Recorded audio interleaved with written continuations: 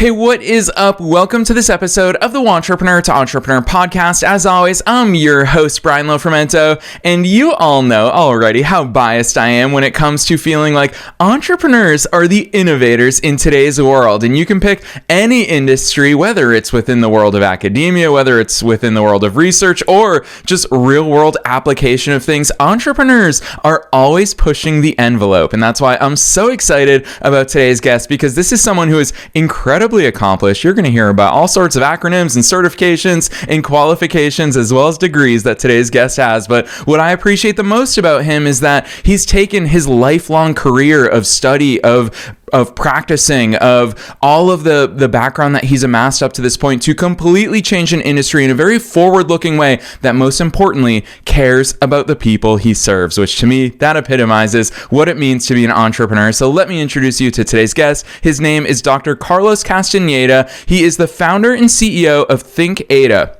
which is a pioneering digital health company developing CITA, which is a HIPAA-compliant platform that extends therapeutic care beyond the session through AI-driven tools for clinicians, clients, and training programs. CITA integrates secure automation, clinical documentation support, and personalized AI therapeutic adjuncts, which, trust me, Carlos is going to have a lot to say about that because he is the pioneering voice behind that movement, empowering mental health professionals to deliver consistent, data-informed, and scalable care. Holy cow, you guys are going to love his story. He's a licensed professional counselor and assistant professor of psychology, and he combines over a decade of clinical expertise with research on artificial intelligence in counseling and behavioral health innovation. His work has been featured in national conferences and peer-reviewed publications, and he's a co-author of an upcoming textbook chapter on AI in counseling. So if you're wondering what the world's going to look like, not just today, but certainly tomorrow, we're all in for a treat today. I'm not going to say anything else. Let's dive straight into my interview with Dr. Carlos Castaneda.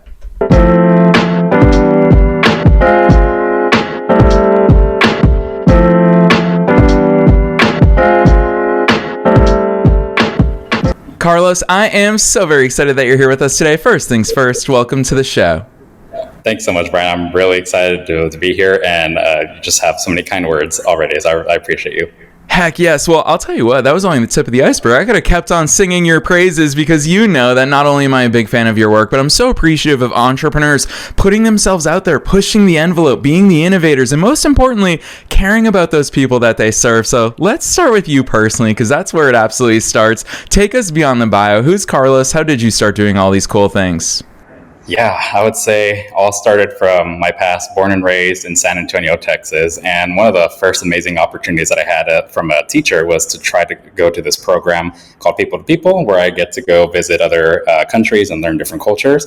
And my first entrepreneur experience began, because it's expensive, was selling candy to my peers and learning the business side from there. And then just having that confidence and process that really helped me learn how I can go ahead and build multiple other companies as well as projects.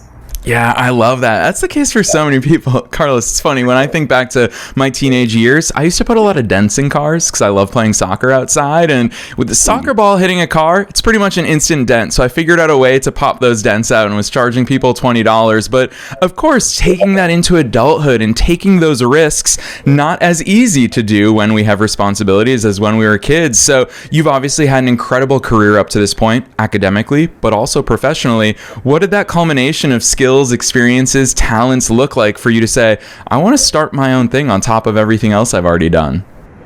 Yeah, aside from my practice and supporting the communities, when the moment AI just blew up within the past year, I thought, holy cow, we need to already dive into what can go wrong and what's going to happen in the world, especially in mental health and healthcare.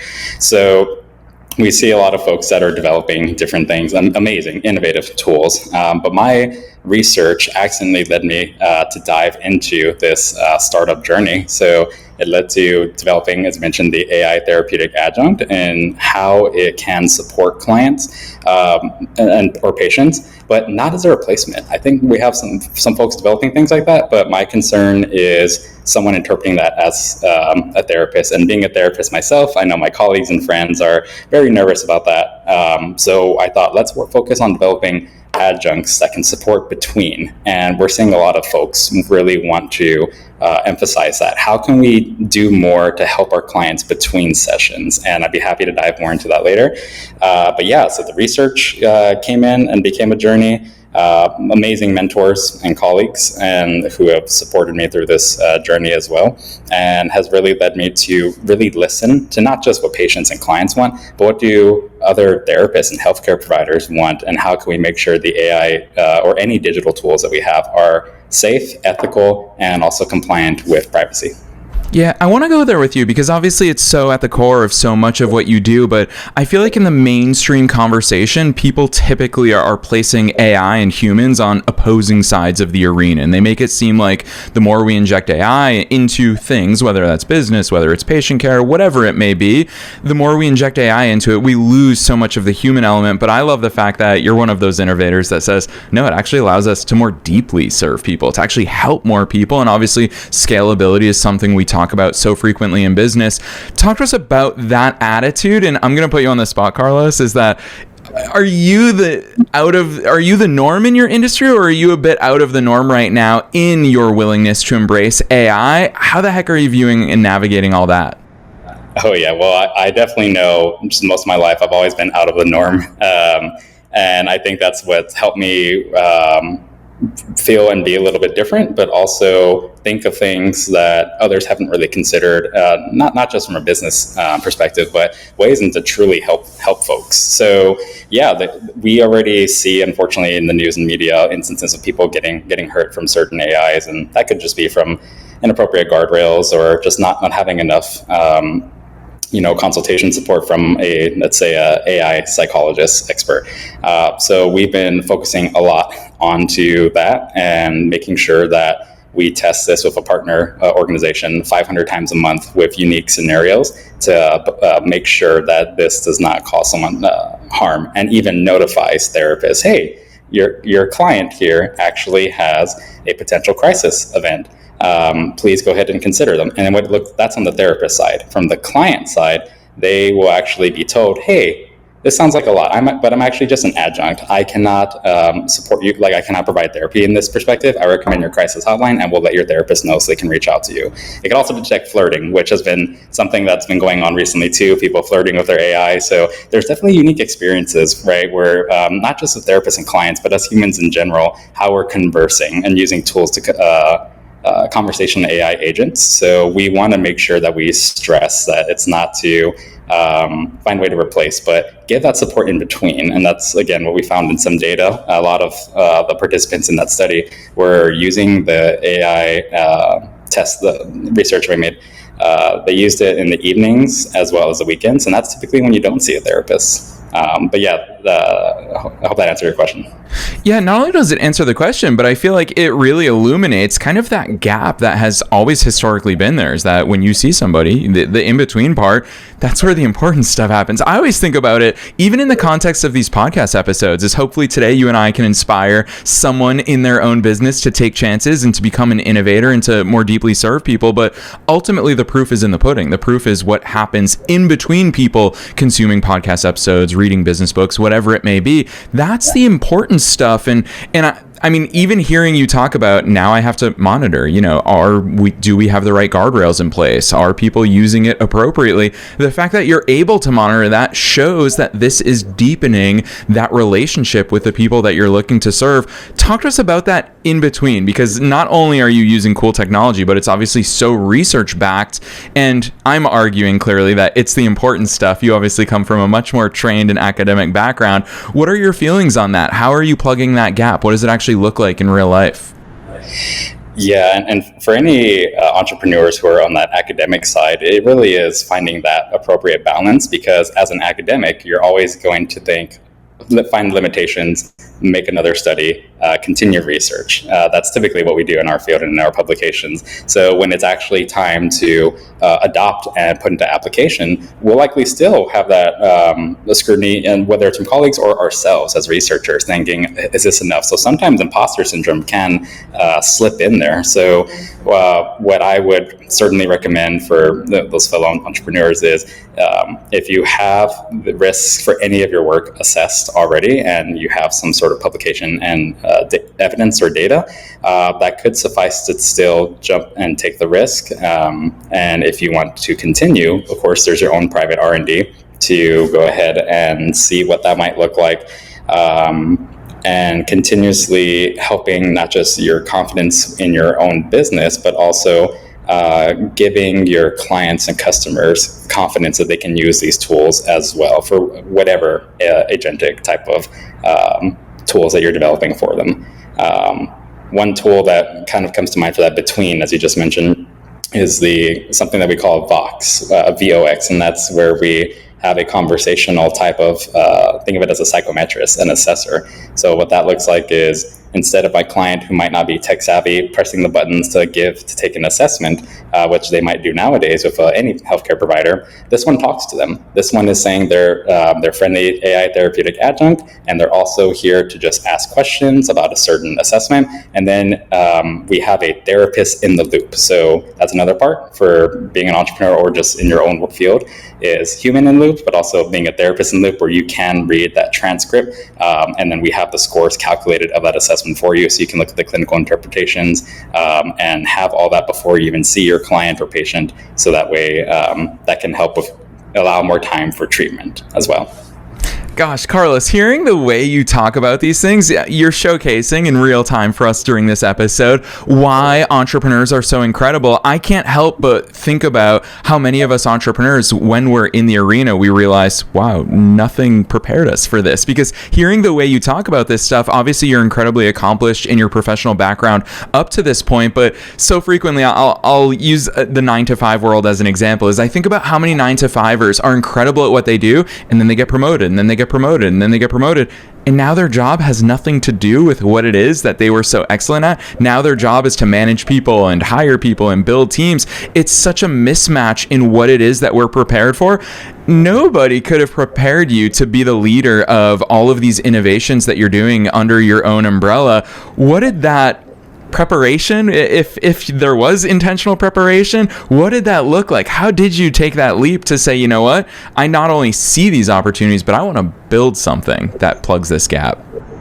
Yeah, and there are certainly many times throughout my journey, and I'm sure with other entrepreneurs' journey, is to where you think for a second, am I doing the right thing? Is this even going to succeed? And this is something that I've learned as a therapist, is I have to practice what I preach to my clients sometimes. And I've usually told them something similar to where the leap toward an action might feel like a giant abyss between you and the road to success. But you should still take the leap, because when you do and you turn around, you tend to learn that giant abyss was actually just a small step. So that's what I use quite a bit to make sure that I continue to move forward and learn that if there's something that didn't go wrong, it isn't the end of my world. So those are some of the things that I take. And of course, having just amazing mentors who have given me some always feedback, preparation, and guidance. That's always been a huge support. But in the end, when these, I think I'm notorious for trying to figure out what's wrong with not just someone, but technologies in general. That leads me to think how we could find potential solutions and then be able to develop any of these tools to really try and help folks. All right, Carlos, because I know you're always thinking about solutions, I'm going to totally put you on the spot here. And what I have found, I started my first business when I was 19 years old. So I'm 17 years into this entrepreneurial journey. And that's long enough, Carlos, to have felt probably 1,000 or more times at times where I've felt paralyzed by my desire to help others, where my ideas, I have felt so much conviction in my ideas that I've said, I want to get this out there. I want to get this out there, not for me, but because of the people that it is that I want to serve. I would imagine in your case, having something so powerful that builds on the research you've done academically, that builds on your real life practical experience, that you feel even greater of a cause and a mission to say, no, now I need this to get in front of people. I need this to get in the hands of other clinicians. I need this to really make a mark on the world. When you find yourself asking those giant questions, where does your head go? Is it partnerships? Is it different marketing channels? What's that path to impact look like in your head? Absolutely. Well, for people who I've been working with in regards to partnerships, I truly look in their background to see if they're in the same mindset. And of course, for any business, we need to make a profit. We need to pay our bills, feed our families.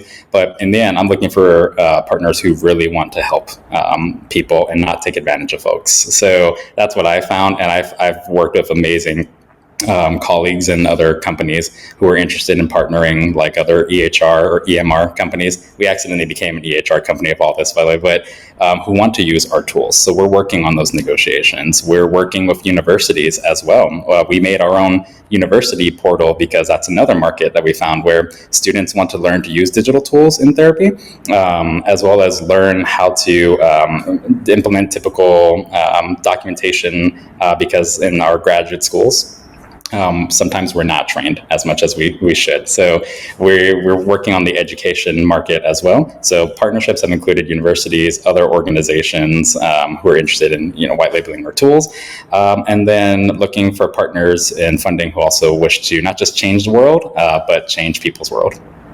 Gosh, I love that. Honestly, you are displaying so many of the different things we all need to think about in any of our pursuits. And that's what I think is so cool about hearing from other entrepreneurs, is that we're all in this journey together. And that's why I've always loved that phrase and philosophy of a rising tide lifts all boats. I've got to ask you, Carlos, because you clearly, in your mind, you're really good at taking a bunch of different things and making sense of them. And I've always also been a big fan of that Albert Einstein quote of, if you want to impress somebody, make it complicated. If you want to help somebody, make it simple. That said, you have to also make things simple for yourself. When you sit down, I call it executive time. Maybe it's formal, maybe it's informal for others.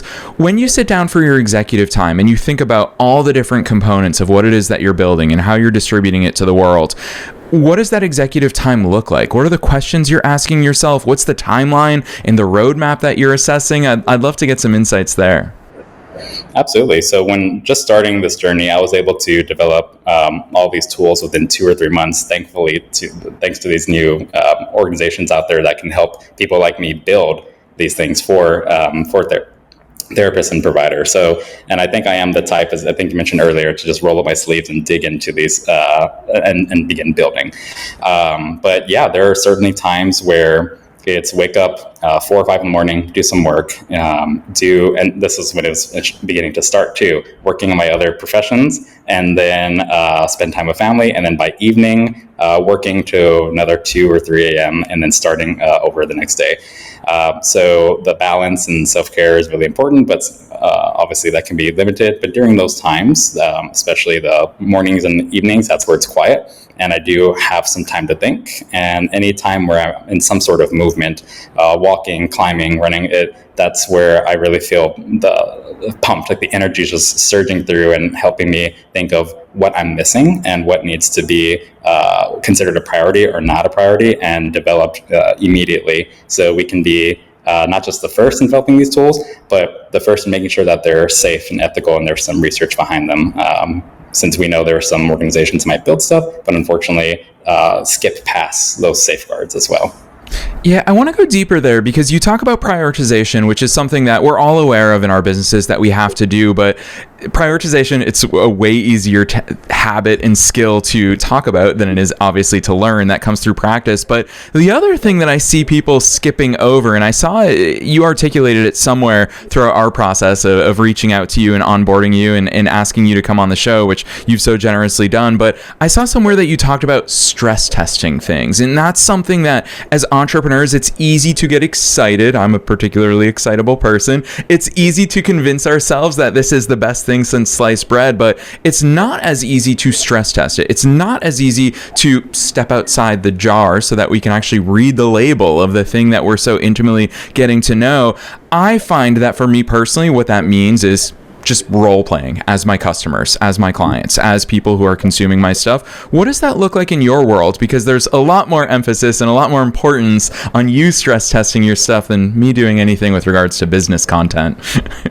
Oh, absolutely. You need a team in some way, and that could be a partnership or your own colleagues or staff. And one of the companies that I've partnered with have really made it possible to make these unique scenarios. As a therapist, I've seen and have a couple of years of working with clients from different backgrounds, and especially crisis and trauma related backgrounds. So that gives me some idea of what it can look like, but I know I'm going to miss something. So having folks who can really help stress test, let's say the therapeutic adjuncts, is super important. And I think we know as entrepreneurs, we have that amazing idea. We have what could potentially happen, but we have a bias. We love our product, so we want to make sure that we recognize that we need help from others, and we need to accept when things go wrong as well, or if we are wrong. So it's been great to be able to work with people who have helped me see what could happen and how we've immediately fixed those before we've launched it for people to use. So I would say that would be it. And I think I'm missing a second part of your question. Is there anything else that I missed right there? No, I think you nailed it, because I think that stress testing part, it's so helpful. It's why we say you can't read the label from inside the jar. And you really directly answered that of have others, invite others. I think that as entrepreneurs, we are... to a benefit and to a fault, sometimes we are lone wolves and we take so much responsibility upon ourselves. But Carlos, you've been abundantly clear that this isn't about you. You of course are driving this forward, but you're inviting others into the mission. And I think that's so important. That's a big part of the stress testing. And when we talk in marketing and sales, ultimately that's what market validation looks like, is it doesn't come from within. So it's cool to hear the way that you talk about that. With regards to inviting sorry, is there something you wanted to add to that? Oh yeah, I was going to say too, we have been accepted into an incubator program from the University of Texas at Austin. They're next door to us, and we have graduate students that are in engineering, marketing, and even the law school program there. And they've been really focusing on, in exchange for mentorship, they help our companies grow with their principals and professors in the School of Business. So they've been really helping as well from, as you said, market validation, and also looking from a different perspective to help me and doing some research for me to determine what we are potentially missing. So I love how you mentioned all that, because like how we help people, I think it honestly takes a village for us to help heal someone. And I think it takes a village for us as entrepreneurs. We need to find that right village in people to help us grow and thrive. Yeah, so well said. Carlos, I'm going to confess this to you on the air, is that as the host of a business podcast, I am especially cognizant of how much when we tune into business podcasts, it feels like, and it certainly sounds like, everybody else other than ourselves has got things all figured out. I really appreciate how much you openly acknowledge, and it seems like even beyond acknowledgement, you embrace the fact that things are going to go wrong. That's why you stress test. That's why you have so many other people on board to help you in this mission. But a lot of people might look at your case and say, gosh, Carlos has really figured it all out. He's got the technology, he's got the clinical background, he's got partnerships in place, he's everything's working, he's got incubator that's helping him along the way. Carlos, get transparent with us for a second, because you've been so generous in doing that all throughout our conversation today. What are some of those setbacks that you experienced early on? Some of those rejections? Because I don't think we as entrepreneurs accept and expect rejection as much as we should need to in our journeys, because it's inevitable. Yeah, we're getting hit with rejections all the time, and that's my ammunition to keep going. It's not something to limit and hold me back. And I think one of the first things that we've needed certainly was that the funding opportunities. And luckily, again, with the technologies that allow us to build these things, it's been so much cheaper than having to hire like a full-on team to fully develop our visions. But so that's been a huge help. But the other thing is that, with everything that can occur, whether it's accelerator programs or rejection from a client or a potential partnership. It can be a setback, but it's the expectation that we are going to receive no's, and I think that helps us with being able to build the resilience as an entrepreneur and continue to keep going. And that's something that I learned. Being a business owner for a private practice is much different than being an entrepreneur, in my opinion. But it's certainly helped me know, like, yes, being vulnerable, very important. I think that helps build trust as well. But being an entrepreneur is making sales almost, right? So we have to be okay with no's or no responses from like cold or warm emails or calls. Yeah, so well said. I'd love for you to talk a little bit more about that difference between private practice ownership versus that entrepreneurship, because you're right. It was one of my earliest recognitions when I started my first business as a wide-eyed and eager 19-year-old, is I was just like, I get to build things. I get to do whatever it is that I want. And ultimately, no, I need people to validate it by taking out their credit cards and saying, yes, this is an idea that we believe in. You provide value. Talk to us about that difference. I love how much you've already nailed it for listeners there. Oh yeah, and there again, when those thoughts that just creep up every now and then when you think it's not working out, you have to remind yourself of the people who said that they genuinely believe in you, or think that your products are amazing. And we know some of the proof is from the funds that you get from your customers, but from the people who you trust and work with, your village, as we've talked about, can be so powerful and motivating to help you continue on. But yeah, that's kind of what I've been thinking about that part. And then I missed the part of your question. Could you repeat it again? I'm sorry. Carlos, I'm getting so excited about all the things you're sharing that it's hard for me to keep track as well. Oh, I remember. Yeah, no worries. Also, memory of a goldfish. But yeah, for the private practice side, it's definitely where, we provide therapy for folks with autism and ADHD, so the neurodivergent side. That's been my main passion for most of my life. And there's of course marketing, running a business there, definitely a little bit different. But what I found is, of our community of, healthcare providers, it can certainly be relatively a sort of a challenge, but not as much as entrepreneurship business to receive and support patients or clients. And we're even using the practice, or my practice, to develop CEUs, which are educational credits that we as therapists and other providers have to get to maintain our license. So that's another partnership within my other organization to provide these under my practice, so therapists can get that additional, literally like an actual all-in-one type of platform compared to others that say they're all-in-one and have maybe one or two tools.